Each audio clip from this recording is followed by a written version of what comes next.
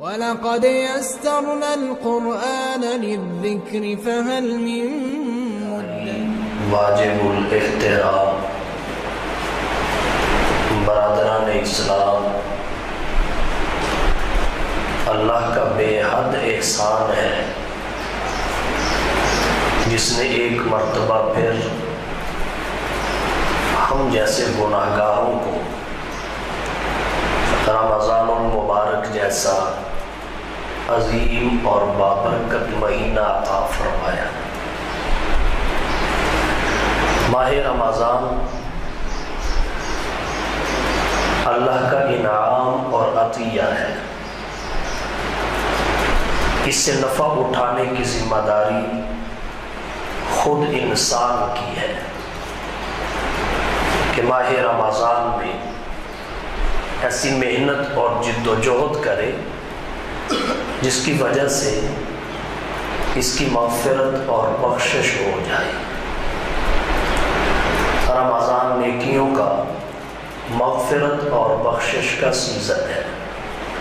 اللہ کے نبی صلی اللہ علیہ وسلم نے رمضان سے پہلے شعبان کی آخری تاریخ میں تو خطبہ ارشاد فرمایا، استقبالی خطبہ، اس میں فرمایا اولہ رحمت اوسطہ مغفرت وآخرہ عتق من النار۔ اس کا پہلا عشرہ رحمت خداوندی کا ہے، درمیانہ اور دوسرا عشرہ مغفرت کا ہے، تیسرا عشرہ جہنم سے آزادی کا ہے۔ تو ماہ رمضان میں بھی مغفرت سے محروم رہے، اس سے بڑا محروم کوئی نہیں۔ مستدرک حاکم میں اور دیگر حدیث کی کتابوں میں روایت آتی ہے، اللہ کے نبی صلی اللہ علیہ وسلم نے صحابہ کرام سے ممبر کے قریب ہونے کا فرمایا۔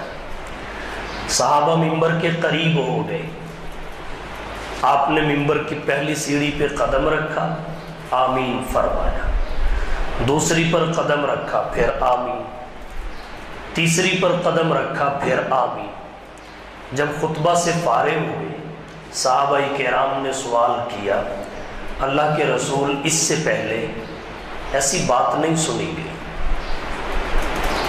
آج آپ نے ہر سیڑھی پر قدم رکھتے ہوئے بلند آواز سے آمین فرمایا، اس کی کیا وجہ ہے؟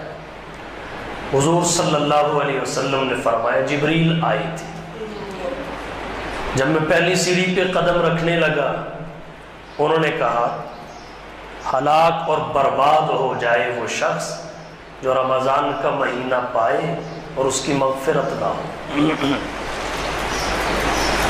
حضور نے فرمایا میں نے کہا آمین، پھر دوسری سیڑھی پر قدم رکھنے لگا، جبریل نے دوسری بد دعا کی، ہلاک اور برباد ہو جائے وہ شخص جس کے سامنے میرا نام نامی، اسم گرامی محمد صلی اللہ علیہ وسلم پکارا جائے، لیا جائے اور وہ مجھ پر درود نہ پڑھے۔ حضور نے فرمایا آمین۔ تیسری بد دعا یہ کی، تیسری سیڑھی پر قدم رکھتے وقت وہ بھی ہلاک اور تباہ ہو جائے جس کی زندگی میں اس کے والدین میں سے کوئی بوڑھا ہو اور وہ خدمت کر کے جنت میں داخل نہ ہو سکے، جنت میں داخل ہونے کا استحقاق پیدا نہ کر سکے۔ حضور نے فرمایا آمین۔ سوچئے جبریل کا بد دعا کر دینا کیا کافی نہیں تھا؟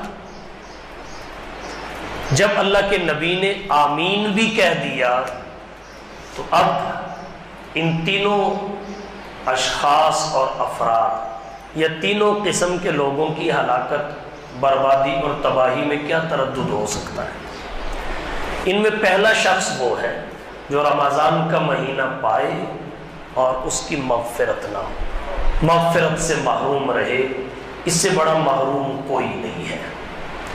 تو رمضان عطیہ خداوندی ہے، کیوں؟ اس لیے کہ یہ مغفرت اور بخشش کا سیزن ہے۔ جس کی رمضان میں بھی مغفرت نہ ہوئی اس کی کب ہوگی؟ اس کی کب ہوگی؟ اس سے نفع اٹھانے کی ذمہ داری اللہ نے انسانوں پہ ڈالی ہے۔ کیسے نفع اٹھائیں؟ ایسی محنت اور جد و جہد کریں کہ اللہ تعالیٰ مغفرت فرما دے۔ رمضان اس طرح گزاریں جیسے رمضان کو گزارنے کا حق ہے۔ ایک ایک لمحہ، ایک ایک گھڑی اور ایک ایک ساتھ پوری احتیاط اور پورے دھیان کے ساتھ گزاری جائے۔ کیوں؟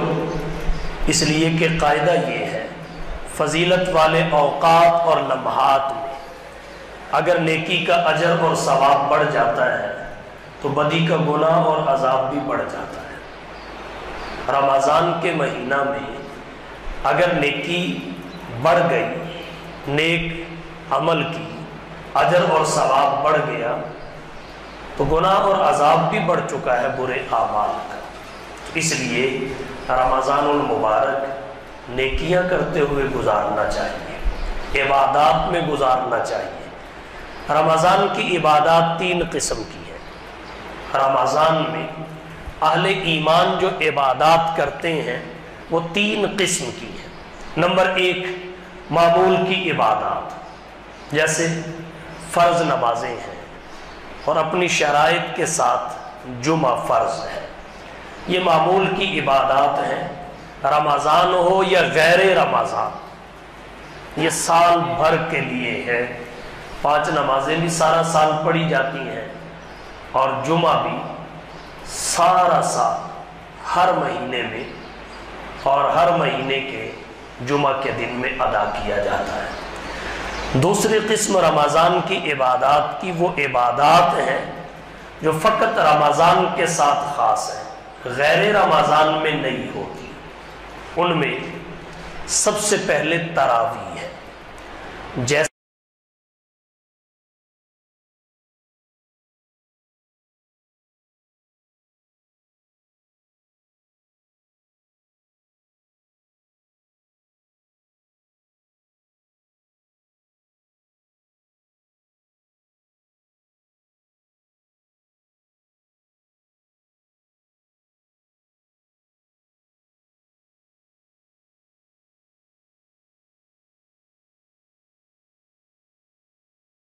رمضان کا چاند نظر آتا ہے۔ رمضان کے چاند کے نظر آتے ہی سب سے پہلی عبادت جو مسلمان کی جانب متوجہ ہوتی ہے وہ نماز تراویح ہے، یہ سنت مؤکدہ ہے۔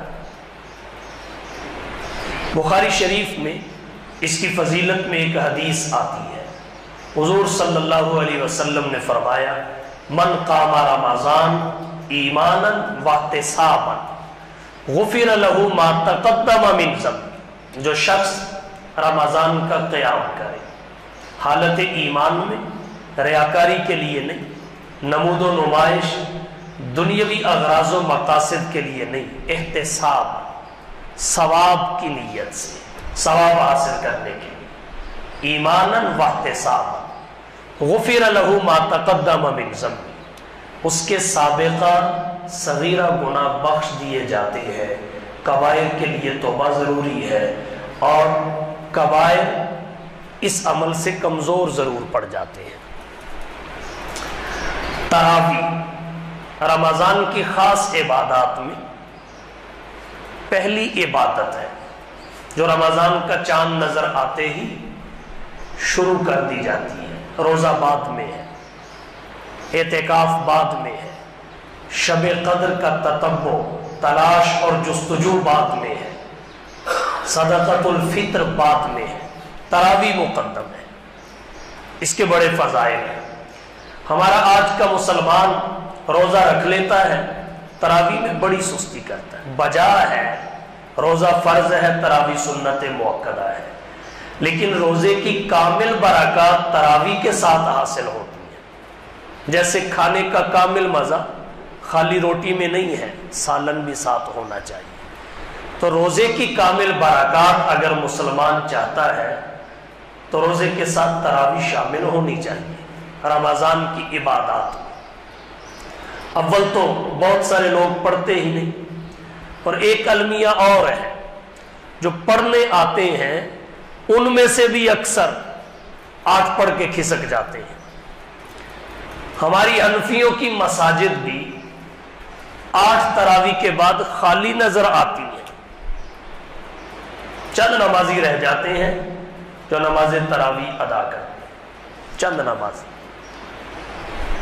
یاد رکھیے تراویح 8 رکعات نہیں ہے، تراویح 20 رکعات ہے۔ تراویح 8 رکعات نہیں ہے، 20 رکعات ہے۔ حرمین شریفین میں آج تک 20 پڑھی جا رہی، مسجد حرام میں بھی مسجد نبوی میں بھی تراویح 20 رکعات پڑھی جاتی ہیں، 8 نہیں۔ الشیخ عطیہ محمد سالم نے ایک کتاب لکھی، التراویح اکثر من 1000 عام فی المسجد النبوی، مسجد نبوی میں تراویح کی 1000 سالہ تاریخ، شروع سے ہی 20 پڑھی جا رہی ہے۔ حضرت عمر بن خطاب رضی اللہ تعالی عنہ نے تعداد نہیں بڑھائی، انہوں نے صرف اتنا کیا ہے کہ حضور صلی اللہ علیہ وسلم نے 3 راتیں باجماعت نماز تراویح پڑھائی۔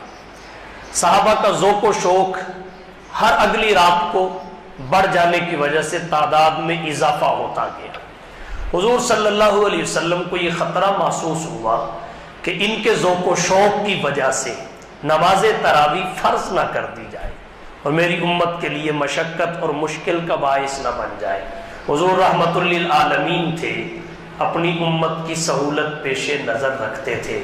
اگر اللہ نے 2 کاموں میں سے ایک کو لینے کا اختیار دیا تو اللہ کے نبی نے اپنی امت کو دیکھ کر سہولت والے کام کو پسند فرمایا۔ یہ آپ کی رحمت کا اثر ہے۔ تو اللہ کے نبی صلی اللہ علیہ وسلم نے اس خطرے کے پیش نظر کہ صحابہ کا ذوق و شوق دیکھ کر نماز تراویح فرض نہ ہو جائے اور میری امت کے لیے مشکل پیدا ہو جائے، آپ نے جماعت کو دامن ترک کر انفرادی طور پہ تراویح پڑھنے کا حکم دے دیا۔ کیا دوسرے آسمان سے 9 مرتبہ دوبارہ اللہ کی بارگاہ میں نہیں پہنچے؟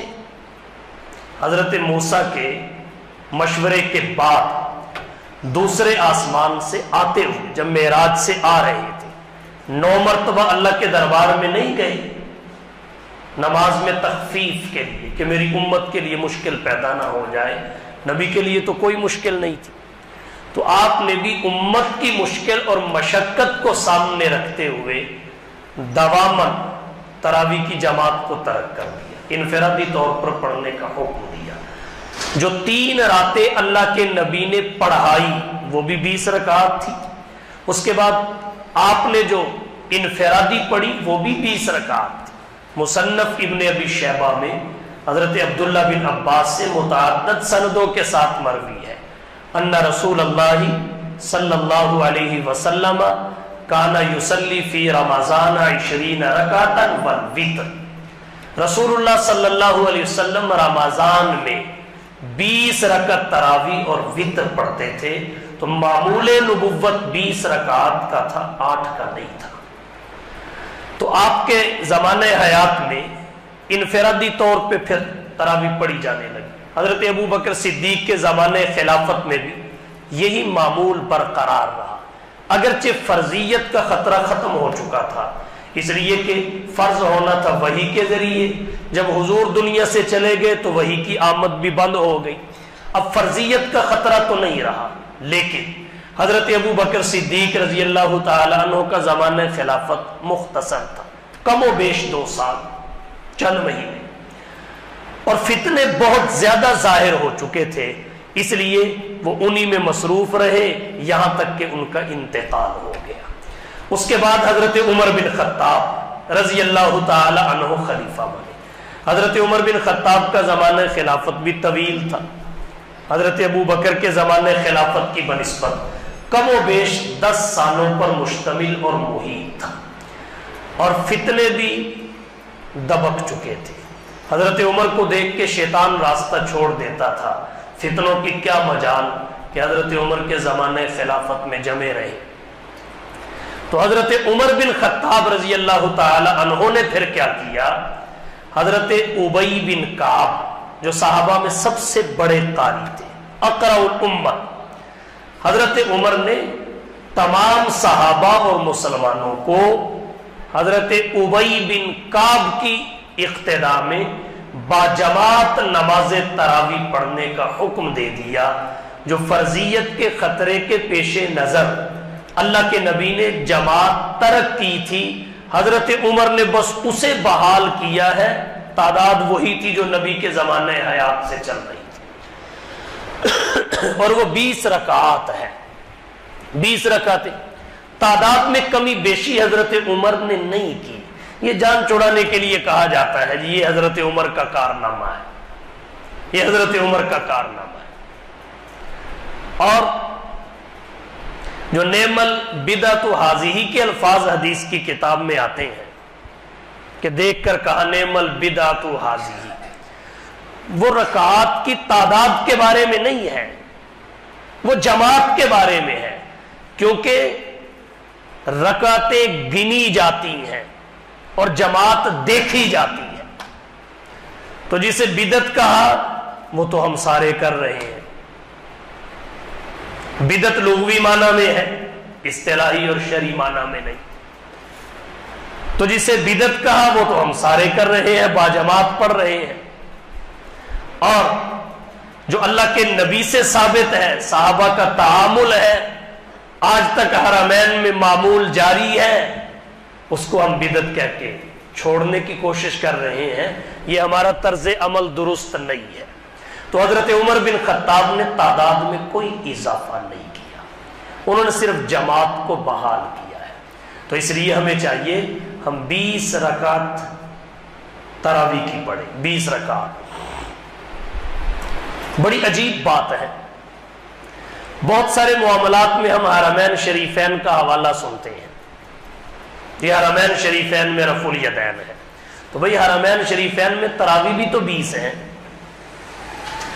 حرمین شریفین میں نماز جنازہ بھی تو اونچی آواز سے نہیں پڑھا جاتا، جہری قرات اور دعاؤں سے نہیں پڑھا جاتا۔ ایک آدمی کہنے لگا جی تراویح 8 رکعتیں ہیں۔ میں نے کہا بھائی کیسے؟ میں نے کہا کیسے؟ کہتا ہے دیکھو حرمین میں 10 پڑھی جاتی ہیں، حرمین میں 10 پڑھی جاتی ہیں، وہاں 20 نہیں پڑھی جاتی۔ میں نے کہا سب سے پہلی بات تو یہ ہے، پھر آپ کا دعویٰ 10 کا ہونا چاہیے، 8 کا نہیں ہونا چاہیے۔ پھر میں نے اگلی بات پوچھی کہ بھائی 10 کیسے پڑھی جاتی ہیں؟ کہا آپ نے عمرہ نہیں کیا رمضان میں؟ جی کیا ہے۔ تو دیکھا نہیں ایک امام 10 پڑھا کے چلا جاتا ہے۔ تو میں نے کہا اس کے بعد تراویح پڑھنا ختم کر دیتے ہیں یا کوئی اور امام آ کے 10 اور پڑھاتا ہے؟ کہتا وہ تو دوسرا امام پڑھاتا ہے نا۔ میں نے کہا نمازی تو وہی ہوتے ہیں نا۔ پھر جو امام 10 پڑھاتا ہے وہ 10 پڑھا کے گھر نہیں چلا جاتا، وہ پیچھے اگلی 10 پڑھتا ہے۔ تو یہ الگ مسئلہ ہے کہ ایک امام 20 رکعتیں پڑھائے یا ایک سے زائد امام 20 رکعتیں پڑھائیں، دونوں صورتیں جائز ہیں۔ ایک امام 20 رکعتیں پڑھا دے تب بھی جائز، ایک سے زائد 20 رکعتیں پڑھائیں تب بھی جائز۔ تو یہ تو الگ مسئلہ ہے۔ تراویح تو حرمین میں 20 رکعتیں پڑھی جاتی ہیں، تو جب حرمین میں 20 پڑھی جاتی ہیں تو پھر آپ 8 کیوں پڑھتے ہیں؟ جی رسول اللہ 8 پڑھتے تھے۔ حوالہ یہ بخاری میں حضرت عائشہ کی روایت ہے، رسول اللہ 8 رکعتیں پڑھتے ہیں۔ تو بھائی جو بخاری میں روایت ہے اس میں یہ ہے رسول اللہ صلی اللہ علیہ وسلم رمضان اور غیر رمضان میں 11 رکعتیں پڑھتے تھے، رمضان اور غیر رمضان میں 11 رکعتیں پڑھتے تھے۔ وہ 11 رکعتیں کون سی تھی؟ 8 تہجد کی، 3 وتر کی۔ رمضان اور غیر رمضان، یہ الفاظ ہر عقل مند کو بات سمجھا دیتے ہیں کہ یہ 11 رکعتیں جو رسول اللہ پڑھتے تھے رمضان میں بھی پڑھتے تھے، غیر رمضان میں بھی، باقی 11 مہینوں میں بھی۔ تراویح تو صرف رمضان میں ہوتی ہے، باقی مہینوں میں نہیں ہوتی۔ تو یہ 11 رکعتیں سال بھر کی تھی، تو پھر یہ اس نماز کی ہوں گی جو سال بھر کی نماز ہے، اور سال بھر کی نماز تراویح نہیں ہے بلکہ تہجد ہے۔ رسول اللہ صلی اللہ علیہ وسلم تہجد کی 8 رکعتیں پڑھتے تھے، 3 وتر پڑھتے تھے، رمضان میں بھی یہی معمول، باقی مہینوں میں بھی تو 11 رکعتیں پوری ہوگی۔ تو اس سے یہ کیسے ثابت ہو جاتا ہے کہ تراویح کی 8 رکعتیں ہیں؟ کہتے ہیں جو نماز باقی مہینوں میں تہجد ہوتی ہے رمضان میں تراویح بن جاتی ہے۔ منطق دیکھیے، جو باقی مہینوں میں تہجد ہوتی ہے رمضان میں تراویح بن جاتی ہے۔ چلو ٹھیک ہے، اس فلسفے کو ایک لمحے کے لیے مان لیا، تو پھر رمضان میں تہجد کیوں پڑھی جاتی ہے؟ جب تہجد تراویح بن گئی تو پھر تہجد کہاں سے آئی؟ اللہ کے رسول بھی تہجد الگ پڑھتے تھے، تراویح الگ پڑھتے تھے۔ تہجد رات کے آخری حصے میں پڑھی جاتی ہے، تراویح رات کے پہلے، درمیانے اور آخری تینوں حصوں میں پڑھی جا سکتی ہے۔ حدیث کے ائمہ نے تراویح کے لیے الگ ابواب باندھے، تہجد کے لیے الگ باندھے۔ تراویح کو قیام رمضان کا نام دیا جاتا ہے، تہجد کو قیام لیل کا نام دیا جاتا ہے۔ تراویح مسجد میں باجماعت پڑھی جاتی ہے، تہجد گھر میں اور بغیر جماعت کے پڑھی جاتی ہے۔ اللہ کے نبی اس طرح پڑھتے تھے، باقی مسجد میں پڑھ لی جائے تو ممنوع نہیں۔ پھر تہجد کی تو 8 سے کم و بیش رکعتیں بھی پڑھی جا سکتی ہیں، کیا تراویح میں بھی اس طرح فتویٰ دیتے ہو؟ تو یہ ایک نماز نہیں ہے، الگ الگ نمازیں ہیں۔ تہجد الگ نماز ہے، تراویح الگ نماز ہے۔ تو اس طرح لوگوں کو اس طرح نماز تراویح کی اصل رکعات سے دور نہیں کرنا چاہیے، اصل رکعات سے دور نہیں کرنا چاہیے۔ 20 رکعات ہے، حرمین میں آج تک پڑھی جا رہی ہیں۔ المیہ یہ ہے 8 تراویح جیسے ہی پوری ہو، ہمارے بھی دیکھا دیکھی بہت سارے لوگ نکل گئے، بہت سارے نکل گئے۔ میں یہاں ایک مسئلہ آپ سے عرض کرنا چاہوں گا۔ چلو اگر آپ نے مانا کہ ان کے پاس کوئی دلیل ہے 8 رکعت تراویح کی، تو 20 رکعت کی کتنی ہے؟ وہ بنتی ہے یا نہیں بنتی، یہ الگ بحث ہے۔ میری 2 کتابیں شائع ہوئی، ایک نخبۃ الافکار، اس میں بھی 20 تراویح کا مسئلہ بڑی وضاحت کے ساتھ میں نے لکھا ہے۔ دوسری ابھی دسمبر میں شائع ہوئی، دنوں اور مہینوں کے فضائل و احکام، اس میں فضائل رمضان میں 20 تراویح کا مسئلہ بڑی وضاحت کے ساتھ لکھا گیا۔ ایک دلیل میں نے ان دونوں کتابوں میں ذکر کی، آپ کے سامنے میں ذکر کر دیتا۔ ایک کہتا ہے 8 رکعتیں، دوسرا کہتا ہے 20 رکعتیں، تو اختلاف تو آ ہی گیا، اختلاف تو آ ہی گیا۔ اگر قیامت والے دن 20 رکعت والی بات صحیح ہوئی تو روزانہ کی 12 رکعتیں کہاں سے پوری کر کے دیں گے؟ روزانہ کی 12 رکعتیں کہاں سے پوری کر کے دیں گے؟ وہاں تو حال یہ ہوگا، ایسا دن ہوگا یوم یفر المرء من اخیہ و امہ و ابیہ و صاحبتہ و بنیہ، اپنے اپنوں کو چھوڑ جائیں گے، کوئی کسی کو نیکی دینے کے لیے آمادہ نہیں ہوگا۔ تو 12 رکعتیں روزانہ کی 29 یا 30 دن ایک رمضان کے، اور بالغ ہونے کے بعد نہ جانے زندگی میں کتنے رمضان آئے، تو روزانہ کی 12 رکعتیں، اور پھر کتنے سال رمضان آئے، حساب لگائیے کہاں سے پوری کریں گے؟ تو عقل مندی تو یہی ہے 20 پڑھیں، اگر تو 20 ہوئی تو پوری اتریں گی، اور اگر 8 ہوئی تو نفلی عبادت ہے نا، تو 12 رکعتیں آپ کے پاس رہیں گی نا، آپ کو فائدہ دیں گی، آپ کے درجے بلند ہوں گے، وہ آپ کے کام آئیں گی۔ اگر پڑھ کے 8 گئے ہوئے وہاں 20 کی آواز پڑ گئی تو 12 روزانہ کی کہاں سے لاؤ گے؟ ایک بندے کو کسی نے آ کے کہا عدالت میں آپ نے جرمانہ جمع کرانا ہے، پیسے جمع کرانے ہیں۔ اس نے پوچھا کتنے؟ ایک بندے نے کہہ دیا 8 روپے، دوسرے نے کہہ دیا 20 روپے۔ اب عدالت میں پہنچنے سے پہلے، پیسے جمع کروانے سے پہلے مقدار میں 2 قول آ گئے۔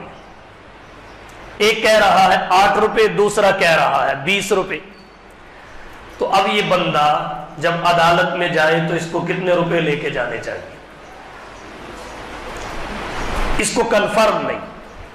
ایک کہتا ہے 8 روپے لے کے جاؤ، جج صاحب نے 8 روپے تجھ سے جمع کرنے ہیں. دوسرا کہتا ہے نہیں 20 روپے. اب جج صاحب نے ڈائریکٹ اس کو نہیں کہا کہ کتنے لانے ہیں، درمیان میں 2 واسطے ہیں، ایک نے کہہ دیا 8، دوسرے نے کہہ دیا 20. تو اب اس کو کتنے لے کے جانا چاہیے، 8 یا 20؟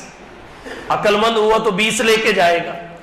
یہ کہے گا اگر وہاں 8 بھی ہوئے تو 12 میرے ہیں، میرے پاس رہیں گے، میرے کام آئیں گے، مجھ سے چھینے گا کوئی تھوڑا ہی. لیکن اگر میں 8 لے کے گیا، وہاں آواز 20 کی پڑ گئی، تو میں 12 کس سے مانگتا پھروں گا؟ پتہ نہیں کوئی دیتا بھی ہے یا نہیں دیتا. تو یہیں سے ہمیں سمجھ لینا چاہیے کہ ہمیں 20 ہی لے کے جانا چاہیے، کیونکہ ان رسول اللہ صلی اللہ علیہ وسلم کانا یصلی فی رمضان 20 رکعتا والوتر. رسول اللہ صلی اللہ علیہ وسلم رمضان میں 20 رکعت تراویح اور وتر پڑھا کرتے تھے. تو 20 رکعات تراویح، اور بہت سارے دلائل ہیں جن کو ذکر کرنے کا یہاں وقت نہیں ہے. بہرحال سب سے پہلی عبادت رمضان کی دوسری قسم کی عبادات میں وہ نماز تراویح ہے. جیسے ہی رمضان کا چاند نظر آئے گا، سب سے پہلی عبادت جو متوجہ ہوگی وہ تراویح ہوگی. تو اس لیے تراویح پڑھیں، تراویح چھوڑا نہ کریں. دوسری عبادت ہے ختم قرآن فی التراویح. ختم قرآن فی التراویح مراتل فلاح میں امام طحطاوی کا قول ہے، سن ختم القرآن فیہا ای التراویح مرتن فی الشہر علی الصحیح وہو قول الاکثر. اور ہدایہ ہماری فقہ کی معروف کتاب ہے، جس کی جلد اول میں صاحب ہدایہ لکھتے ہیں اکثر المشائخ علی ان السنۃ فیہا الختم مرتن فلا یترک لکسل القوم. دونوں عبارتوں کا خلاصہ یہ ہے، نماز تراویح سنت ہے اور اس میں ختم قرآن بھی سنت ہے. ختم قرآن فی التراویح، ایک مرتبہ تراویح میں ختم قرآن یہ سنت ہے. قوم کی وجہ سے اسے ترک نہیں کرنا چاہیے. اور جب آپ 8 پڑھ کے نکلو گے تو نہ پہلی سنت آپ کی پوری ہوئی نہ دوسری سنت، کیونکہ جو امام صاحب اگلی 12 رکعتوں میں 12 رکوع پڑھتے ہیں وہ تو آپ نے نہیں سنے. آپ دونوں سنتوں سے محروم ہو گئے، کامل طریقے سے دونوں پہ عمل نہ ہو سکا، نہ تراویح والی پہ نہ ختم قرآن فی التراویح والی پہ. تو تراویح پڑھیں، 20 رکعات پوری پڑھیں اور پورا قرآن پڑھے یا سنے، یہ سنت ہے. یہ دوسری عبادت تھی. تیسری عبادت ہے روزہ. روزہ فرض ہے، اس کا انکار کرنے والا کافر ہوتا ہے، بلا عذر چھوڑنے والا فاسق اور گناہگار ہوتا ہے، گناہ کبیرہ کا مرتکب. عذر کی وجہ سے چھوڑ سکتا ہے. فمن کان منکم مریضا او علی سفر فعدۃ من ایام اخر. وہ چھوڑنا بھی وقتی ہوگا، بعد میں اس کی قضا کرے گا. دوسرے ایام روزہ، روزے کا بڑا مقصد ہے تقوی، لعلکم تتقون. روزہ انسان کو متقی بناتا ہے، روزہ متقی بناتا ہے. تقوی جتنی جلدی روزے سے حاصل ہوتا ہے کسی اور عمل اور عبادت سے نہیں. تقوی کہتے کسے ہیں؟ گناہوں کی عادت چھوڑ دینا. گناہ چھوڑنے کی عادت تقوی کہلاتی ہے. آسان لفظوں میں گناہ چھوڑنے کی عادت تقوی کہلاتی ہے. اور گناہ چھوڑنے کی عادت روزے سے بہت جلدی پکی ہوتی ہے. لعلکم تتقون. آپ کہیں گے کیسے؟ وہ ایسے، کھانا 11 مہینوں میں حلال، پینا بھی حلال، مباشرت بھی حلال، بشرطے کہ مال حرام نہ ہو، خاتون اپنی بیوی ہو. کھانا باقی مہینوں میں حلال، پینا بھی حلال، مباشرت بھی حلال. رمضان کا مہینہ آیا تو تینوں چیزیں حرام. صبح صادق سے لے کر غروب آفتاب تک تینوں چیزیں حرام. کھانا بھی گناہ، پینا بھی گناہ، مباشرت بھی گناہ. اب جب یہ گناہ ہے تو ہم نے چھوڑ دیا،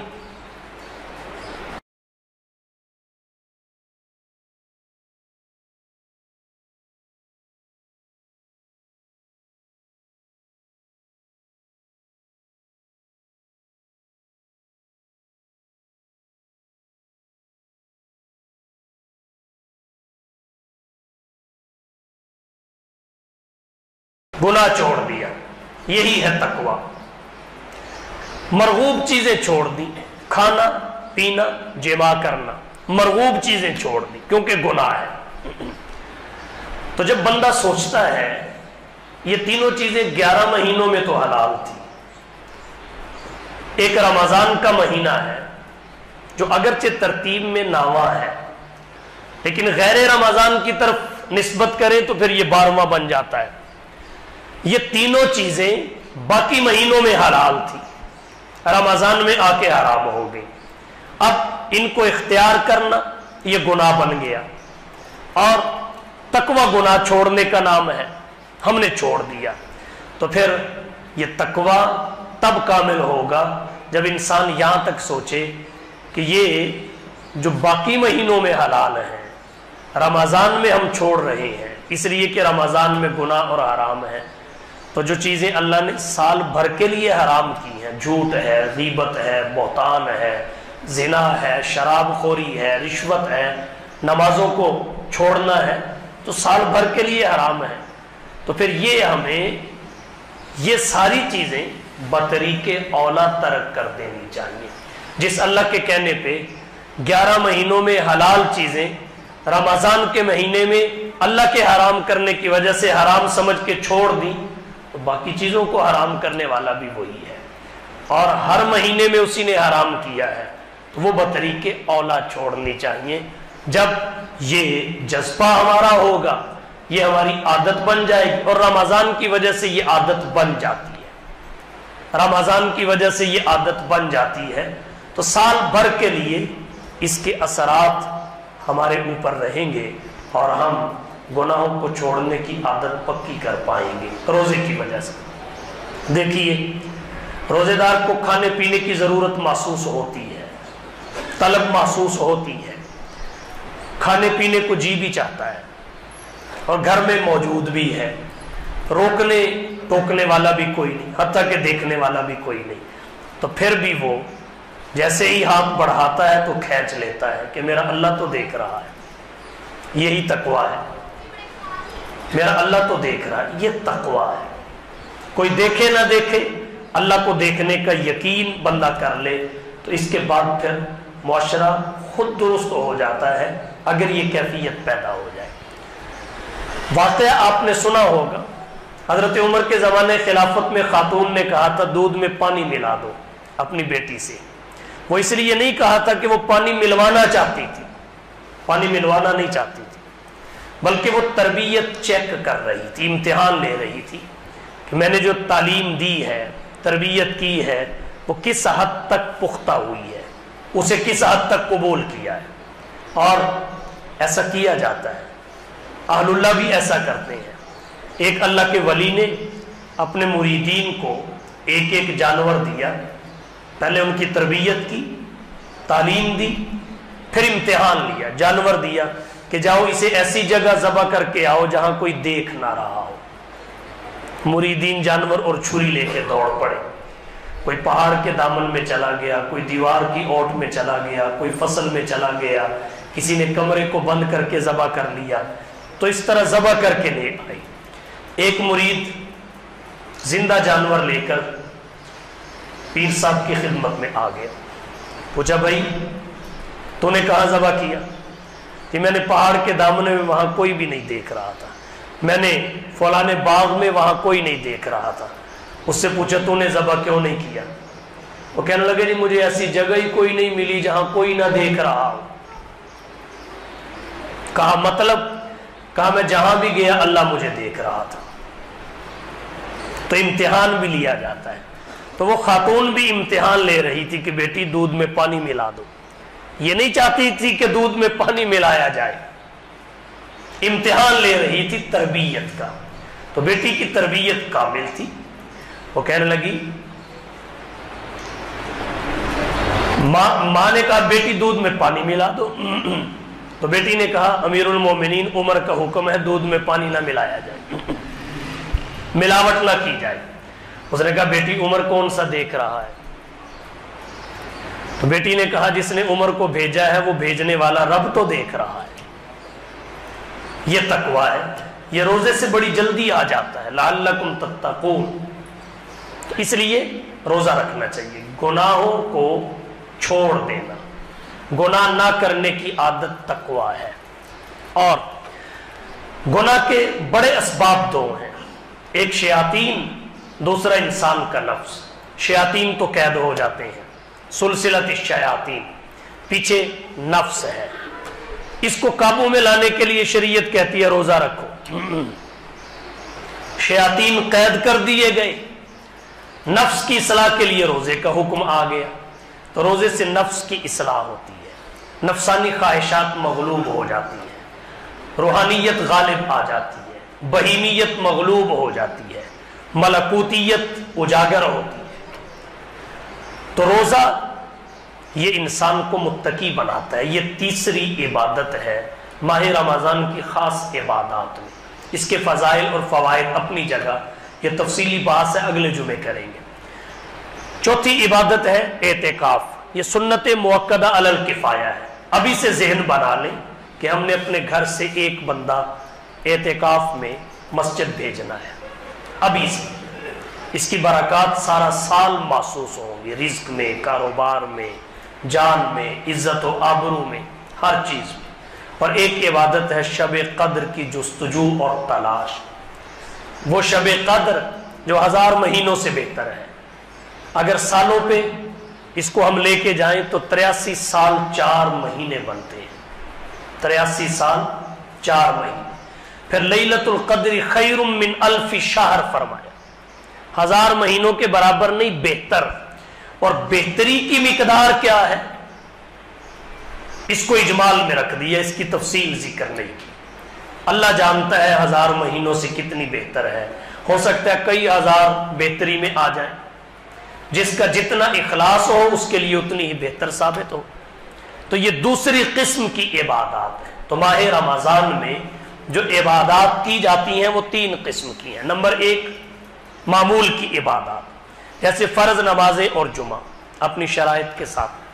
نمبر 2 وہ عبادتیں جو فقط رمضان میں ہوتی ہیں، غیر رمضان میں نہیں، تراویح، ختم قرآن فی التراویح، روزہ، اعتکاف، شب قدر کی جستجو اور تلاش۔ تیسری قسم عبادات کی، وہ نفلی عبادات ہے، یہ رمضان میں کی جانے والی تیسری قسم کی عبادات ہے، نفلی عبادات۔ نفلی عبادات بہت ساری ہیں، نفلی صدقہ ہے، خیرات ہے، سخاوت ہے، بہت ساری چیزیں ہیں، لیکن 4 نفلی عبادات عام ہیں۔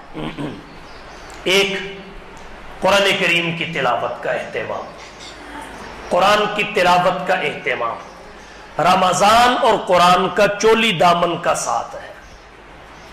تلاوت قرآن کو رمضان کے ساتھ، رمضان کو تلاوت قرآن کے ساتھ گہری مناسبت ہے، کیونکہ قرآن رمضان میں اترا ہے۔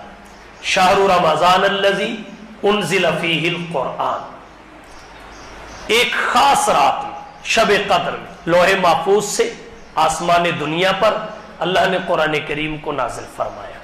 اور جب رمضان کا مہینہ حضور کے زمانے حیات میں آتا تھا، اعطاء نبوت کے بعد جبریل آسمانوں سے اترتے، حضور صلی اللہ علیہ وسلم کا قرآن سنتے، حضور جبریل کو قرآن سناتے، جبریل حضور کو قرآن سناتے۔ جتنی آیات یا قرآن کا جتنا حصہ نازل ہوا ہوتا ایک دوسرے کو سناتے۔ یہاں سے اہل علم نے دور کا ثبوت نکالا ہے، دور کو ثابت کیا ہے۔ تو قرآن کریم کی تلاوت کا اہتمام ماہ رمضان میں۔ ہمارا تو تلاوت قرآن کا ذوق انتہائی کمزور پڑ چکا ہے۔ سید الفقہا، امام الائمہ، سراج الامہ، تلمیذ الصحابہ، امام سواد اعظم حضرت امام اعظم ابو حنیفہ رحمہ اللہ کے بارے میں ان کی سوانے کی کتابوں میں لکھا ہے، رمضان کے مہینہ میں 61 قرآن ختم کیا کرتے تھے۔ 61 ترتیب کیا ہوتی تھی؟ ایک قرآن روزانہ دن کو پڑھتے تھے، ایک قرآن روزانہ رات کو تراویح کے بعد نوافل میں پڑھتے تھے، 30 قرآن دن کے، 30 قرآن رات کے، دونوں کو ملایا تو 60 کا عدد حاصل ہوا. اور ایک قرآن وہ ہوتا تھا جو پورے مہینے میں نماز تراویح میں سنایا کرتے تھے. ادھر عید کا چاند نظر آتا تھا, ادھر ابو حنیفہ کے 61 قرآن مکمل ہو جاتے تھے. یہ ذوق تھا. قرآن کریم کی تلاوت ہماری روح کی غذا ہے, اس سے روح طاقتور ہوتی ہے, انسان کے اندر رقت اور نرمی رحم پیدا ہوتا ہے. ہمارا آج کا نوجوان کہتا ہے موسیقی روح کی غذا ہے. غذا تو نہیں ہے, سزا ہو سکتی ہے. غذا قرآن کی تلاوت ہے. جہاں سے روح آئی وہیں سے قرآن آیا. روح بھی اوپر سے آئی, قرآن بھی اوپر سے آیا. روح امر ربی ہے, قرآن بھی حکم ربی ہے. یسألونک عن الروح قل الروح من امر ربی. تو تلاوت قرآن روح کی غذا ہے. قرآن کریم کی تلاوت زیادہ سے زیادہ کی جائے. اور ویسے بھی عام دنوں میں اگر ایک حرف کی تلاوت پہ 10 نیکیاں ملتی ہیں تو ماہ رمضان میں 70 ملتی ہیں. اجر و ثواب میں اضافہ ہو چکا ہوتا ہے. تو نفلی عبادت ماہ رمضان میں جو زیادہ کرنی چاہیے وہ قرآن کریم کی تلاوت ہے. نمبر 2, نوافل کا اہتمام. اشراق, اوابین, چاشت اور ان سے ہٹ کے عام نوافل. نوافل اللہ کے قریب کرتے ہیں, اللہ کی قربت کا سبب ہے. نوافل سے فرائض کی کمی پوری ہوتی ہے. فرضوں میں جو کمی رہ جائے قیامت کے دن اسے نفلوں سے پورا کیا جائے گا. اور رمضان کے مہینے میں نفل نہیں رہتا, ثواب کے اعتبار سے فرض بن جاتا ہے. ایک نفل کا ثواب فرض کے برابر اور فرض کا ثواب 70 فرائض کے برابر. تو جس نے ماہ رمضان میں ایک نفل پڑھا اس نے ایک نفل نہیں پڑھا, گویا اس نے ایک فرض پڑھا. اور نوافل میں جو اہمیت اور عظمت نماز تہجد کی ہے وہ باقیوں کی نہیں ہے. اور رمضان میں تہجد پڑھنا آسان بھی ہوتا ہے. روزہ دار جب سحری کے لیے اٹھتا ہے تو چند لمحے پہلے اٹھ جائے, 2 4 6 8 10 جتنی توفیق ہو تہجد کی رکعات پڑھ لے. یہ آسان ہے اور تہجد کی بڑی فضیلت ہے. اللہ نے قرآن کریم میں فرمایا ان ناشئۃ اللیل ہی اشد وطئا واقوم قیلا. رات کے وقت اٹھنا, رات کی بیداری یہ نفس کو روندنے والی ہے, نفس کو مسلتی ہے. اس سے عاجزی پیدا ہوتی ہے, تضرع, خشیت, للہیت, تکبر جاتا ہے. اس سے انسان کے اندر عاجزی پیدا ہوتی ہے. ان ناشئۃ اللیل ہی اشد وطئا, یہ تہجد کے لیے اٹھنا نفس کو مسل دیتا ہے.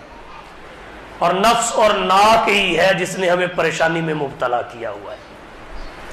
اور دوسری اس کی صفت اللہ نے کیا بتائی, وَأَقْوَمُ قِيلًا. اس میں بڑی سیدھی بات کہی جاتی ہے. دن کے وقت آپ دعا مانگتے ہیں, فرض نمازوں کے بعد دعا مانگتے ہیں, تہجد کے وقت بھی مانگ کے دیکھیے اور پھر محسوس کیجئے کیفیت میں کتنا فرق ہے. دن کے اوقات میں ذہن میں بڑی الجھنیں ہوتی ہیں, بہت ساری الجھنوں کا شکار ہوتا ہے ذہن اور دماغ. تو نماز کے بعد جو ہم دعائیں مانگتے ہیں اس میں بھی شاید وہ کیفیت نہ ہو جو تہجد کے وقت نفل پڑھ کے مانگی جانے والی دعا میں کیفیت ہوتی ہے. ذہن الجھنوں سے صاف ہوتا ہے, توجہ ساری اللہ کی ذات کی طرف ہوتی ہے. اس وقت جب دعا مانگی جائے تو وہ دعا قبولیت کے اسی وجہ سے زیادہ قریب ہوتی ہے. اور ویسے بھی تہجد, نفل نماز, یہ ولایت کی نشانیوں میں سے ہے. اولیاء اللہ متہجد اور متنفل ہوتے ہیں, ان کی تہجد اور نوافل چھوٹتے نہیں ہیں. فرض تو فرض رہ گئے, وہ متہجد اور متنفل ہوتے ہیں, تہجد بھی پڑھتے ہیں نوافل بھی پڑھتے ہیں. اور ہمارے یہاں ہر کلین شیو کمائی کرنے کے لیے ولایت کا دعویٰ کر دیتا ہے اور پھر اپنی طبیعت نماز کی طرف مائل نہیں ہوتی تو اپنے اس عیب پہ پردہ ڈالنے کے لیے وہ اپنے مریدوں کو بھی یہی پٹی پڑھاتا ہے، نماز دل کی ہوتی ہے، نماز دل کی ہوتی ہے۔ تو بھئی نماز دل کی بھی ہے، پر اللہ کے نبی نے بدن سے پڑھ کے دکھائی ہے، تو کیا ہمارا دل اللہ کے نبی کے دل سے زیادہ آگے ہے؟ حضور کے دل سے صاف کسی کا دل نہیں۔ 4 مرتبہ شق صدر کر کے جس دل کو دھویا گیا ہو، نور ایمان سے بھر کے سینے میں رکھا گیا ہو، اس سے اعلیٰ دل کس کا ہو سکتا ہے؟ اس کے برابر بھی کسی کا نہیں ہے۔ تو جب اللہ کے نبی نے نماز عملاً پڑھی ہے، قیام ایسے ہوتا ہے، رکوع ایسے ہوتا ہے، سجدہ ایسے ہوتا ہے، قعدہ ایسے ہوتا ہے، تو پھر آج کے جیلی پیر کو یہ کہتے ہوئے شرم محسوس کرنی چاہیے کہ نماز دل کی ہوتی ہے۔ پھر بڑے بڑے ہیلے بہانے، جس شریعت نے یہ کہا ہے نا اقیم الصلاۃ، نماز کو قائم کرو، پڑھنے کا تو نہیں نہ کہا، تو یہ اور جہالت ہے۔ قائم کرنے کا مطلب یہ ہے کہ نماز کے آداب، شرائط، سنن اور مستحبات پورے کرو۔ قائم کرنے کا مطلب یہ ہے اس کو تسلسل کے ساتھ جاری رکھو، ترک نہ کرو۔ تو یہ ہیلے بہانے ہیں۔ تو جو سنت کا متبع نہیں، فرض تو فرض رہ گئے، اس کا تارک تو کیسے ولی ہو سکتا ہے؟ جو سنت کا متبع نہیں، اس میں بھی اور ولایت میں بھی مشرق اور مغرب کا بعد ہے، مشرق اور مغرب کا فاصلہ ہے۔ تو یہ ولایت کی نشانیوں میں سے ہے تہجد، اللہ کے نبی پہ فرض تھی، امت کے لیے نفل ہے۔ اور تیسری عبادت، نفلی عبادت، وہ ہے ذکر و اذکار، اللہ کو یاد کرنا۔ فضیلت اس کی کیا ہے؟ اللہ قرآن میں کہتے ہیں فَاذْكُرُونِي أَذْكُرْكُمْ، تم مجھے یاد کرو میں تمہیں یاد کروں گا، تم مجھے یاد کرو میں تمہیں یاد کروں گا۔ اب ہمارا یاد کرنا، اس کی کیا وقت ہوگی اللہ کے یاد کرنے کے مقابلے میں؟ لیکن اللہ کے یاد کرنے کا ہم کو ذریعہ کیا ہے؟ ہمارا اللہ کو یاد کرنا۔ وہ ہے اللہ نے بندے سے کہا تو مجھے یاد کر میں تجھے یاد کروں گا، تو فرش پہ کر میں عرش پہ کروں گا، تو انسانوں میں کر میں فرشتوں میں کروں گا۔ فَاذْكُرُونِي أَذْكُرْكُمْ، بخاری و مسلم میں روایت آتی ہے، جناب نبی کریم صلی اللہ علیہ وسلم نے فرمایا مَثَلُ الَّذِي يَذْكُرُ رَبَّهُ وَالَّذِي لَا يَذْكُرُ رَبَّهُ مَثَلُ الْحَيِّ وَالْمَيِّتِ، اللہ کو یاد کرنے والے اور نہ کرنے والے کی مثال زندے اور مردے کی سی ہے۔ جو یاد کرتا ہے اس کا دل زندہ ہوتا ہے، جس کا دل زندہ ہے سمجھو وہی زندہ ہے۔ جو یاد نہیں کرتا اس کا دل مردہ ہوتا ہے، جس کا دل مردہ ہوتا ہے سمجھو وہ زندہ ہو کے بھی مردہ ہے، اس نے زندگی سے فائدہ نہیں اٹھایا۔ جس کا دل زندہ ہوتا ہے اس کے دل میں رقت ہوگی، نرمی ہوگی، رحم ہوگا، اور جس کا دل مردہ ہوگا اس میں سختی ہوگی، رحم نہیں ہوگا، ہر ظلم کر بیٹھے گا۔ اور یہ دونوں چیزیں ذکر پہ کھڑی ہیں، کرنے اور نہ کرنے پہ۔ طبرانی میں اور بہقی میں روایت آتی ہے، حضرت معاذ بن جبل راوی ہے، حضور صلی اللہ علیہ وسلم نے فرمایا لیس یتحسر اہل الجنہ الا علی ساعۃ لم یذکر اللہ تعالی فیہا، قیامت کے دن اہل جنت اس گھڑی پر افسوس کریں گے جس گھڑی میں انہوں نے اللہ کا ذکر نہیں کیا ہوگا۔ تو چلتے پھرتے کرتے رہنا چاہیے، اس کی کوئی حد مقرر نہیں ہے کہ آپ نے اتنا ہی کرنا ہے، اس سے زیادہ نہیں۔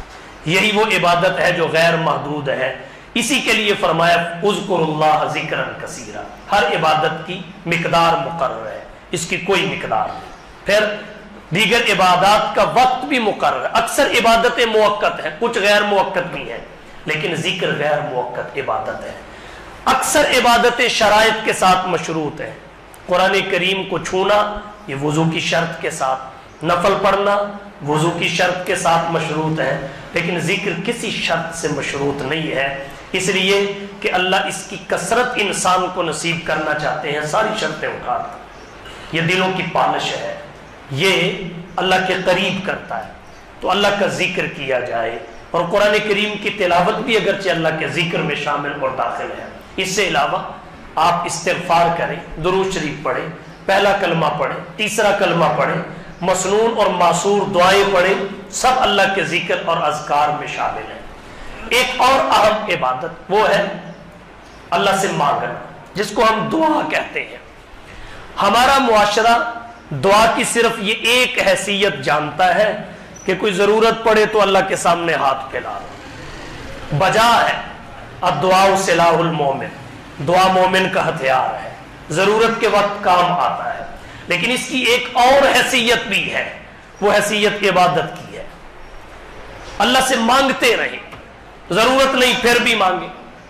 اور ایک اللہ ہی تو ہے جو مانگنے پہ خوش ہوتا ہے، باقی بار بار والد سے بھی مانگا جائے تو وہ ناراض ہو جاتا ہے، باپ سے بھی مانگا جائے وہ ناراض ہو جاتا ہے۔ ایک اللہ ہی ہے جو مانگنے پہ خوش ہوتا ہے، نہ مانگنے پہ ناراض ہوتا ہے۔ مانگنا عبادت ہے۔ انبیاء نے اللہ سے مانگا، اپنے لیے مانگا، امت کے لیے مانگا، تو ہم بھی اپنے لیے مانگیں، اپنے عزیزوں کے لیے مانگیں۔ اور رمضان کے مہینے میں دعا بڑی جلدی قبول ہوتی ہے، بشرطے کہ عدم قبولیت کے اسباب اختیار نہ کیے ہوں۔ وہ کیا ہے؟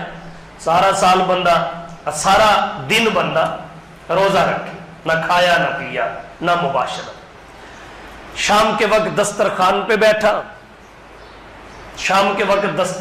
بیٹھا، افطار حرام کی کمائی سے کر لیا، تو یہ قبولیت دعا کی راہ میں رکاوٹ ہے، اس کو دور کریں۔ یہ قبولیت دعا کی راہ میں رکاوٹ ہے۔ اور اللہ سے مانگے، جتنا مانگا جائے، پوری امت کے لیے مانگے، مظلوموں کے لیے مانگے، فقیروں کے لیے مانگے۔ اللہ مانگنے والے کو پسند کرتے ہیں۔ ضروری نہیں کہ آپ کی ہر دعا کی قبولیت دنیا میں ظاہر ہو، بہت ساری دعاؤں کی قبولیت آخرت میں ظاہر ہوگی۔ جب نامہ اعمال کھلیں گے تو ایک بندے کے سامنے نیکیوں کا ڈھیر لگ جائے گا، وہ کہے گا مولا یہ نیکیاں میں نے تو کی نہیں، میں تو بڑا گناہ گار تھا۔ اپنا ہر کسی کو پتا ہوتا ہے، دوسرے سے تو پردہ رکھ لیں گے، خود سے کیسے پردہ رکھیں گے؟ اپنے سے اور اللہ سے بندے کا پردہ نہیں ہوتا۔ بندہ اپنی حقیقت خود جانتا ہے یا اس کا رب جانتا ہے؟ دوسروں کو دھوکے میں آپ مبتلا کر سکتے ہیں۔ تو اللہ میں نے تو یہ نیکیاں کی ہی نہیں، یہ کون سی نیکیاں ہیں؟ اللہ فرمائیں گے یہ وہ نیکیاں ہیں تو دعا کرتا تھا، اس کی قبولیت کے اثرات اور نتائج تجھے دنیا میں نہیں ملتے تھے، یہ ساری ذخیرہ کر دی گئی۔ ہر دعا نیکی ہے، عبادت ہے، خیر کی ہو صحیح، تو یہ آج ساری تیرے سامنے آ گئی۔ اس وقت بندہ کہے گا کاش میری کسی دعا کی قبولیت دنیا میں مجھے نہ ملتی، آج ساری دعائیں میرے سامنے آتی، میری نیکیاں اتنی ہی زیادہ ہوتی، اور وہاں نیکیاں ہی کرنسی ہیں، انہی کی بنیاد پر سہولت اور مشقت کے فیصلے ہوں گے۔ تو یہ نفلی عبادات، تین قسم کی عبادات ہوئی، معمول کی، رمضان کی خاص عبادات اور نفلی عبادات جو میں نے 4 ذکر کی۔ تو رمضان کا مہینہ عبادات میں گزرے، نیکیوں میں گزرے، اور سب سے بڑی نیکی یہ ہے کہ گناہ نہ کرنے کا عزم کر لیا جائے کہ میں گناہ نہیں کروں گا۔ یہی جذبہ ہر نیکی کی بنیاد ہے۔ جب آپ نے یہ طے کر لیا گناہ نہیں کرنا، روزہ چھوڑنا گناہ ہے کہ نہیں؟ نہیں چھوڑے گا۔ نماز چھوڑنا گناہ ہے، نہیں چھوڑے گا۔ زنا کرنا گناہ ہے، نہیں کرے گا۔ شراب پینا گناہ ہے، نہیں پیے گا۔ تو یہ ہر نیکی کی بنیاد ہے۔ آپ یہ نیت کر لیں کہ گناہ نہیں کرنا، اس میں ہر نیکی کی توفیق شامل ہے۔ اور رمضان نیکیوں کا سیزن ہے، سیزن کمایا جاتا ہے، سو کے کمایا نہیں جاتا۔ عام دنوں میں آدمی سستی کر لے چل جاتا ہے، لیکن سیزن میں جو سستی کرتا ہے وہ آؤٹ سیزن پریشان رہتا ہے، اور جو سیزن میں مشقت برداشت کرتا ہے وہ آؤٹ سیزن ٹھاٹ سے کھاتا ہے، سہولت سے رہتا ہے۔